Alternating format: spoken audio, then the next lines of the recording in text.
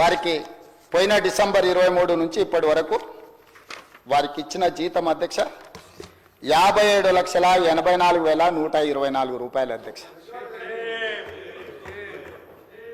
శాసనసభ్యుడిగా ప్రతిపక్ష నాయకుడిగా డిసెంబర్ 1, 2023 నుంచి ఫిబ్రవరి 28, 2025 వరకు ఈ దాదాపుగా 15 నెలలలో వాళ్ళు తీసుకున్న ప్రభుత్వం సొమ్ము జీత భత్యాలు శాసనసభ్యులు కూడా ప్రభుత్వ ఉద్యోగ అధ్యక్ష తమకు తెలుసు కదా, సుప్రీంకోర్టు తీర్పిచ్చింది.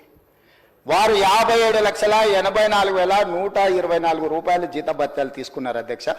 2 సార్లు ఇక్కడికి వచ్చింది, ఇప్పటి వరకు ఎక్కడికి వెళ్ళలేదు అధ్యక్ష.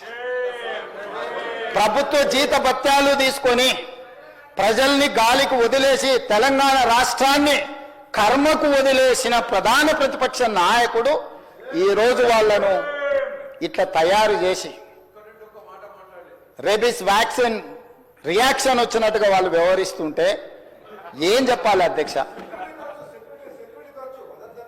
ఇక సెక్యూరిటీలు ఇవన్నీ మళ్ళీ అది సపరేట్గా నేను చెప్పదలుచుకున్న వాటి జోలికి వెళ్ళదలుచుకోలేదు. సరే, కుటుంబ సభ్యుల వల్ల ఆయన ప్రాణ ప్రమాదం ఉంది కాబట్టి ఆయన సెక్యూరిటీ పెట్టుకున్నాడు.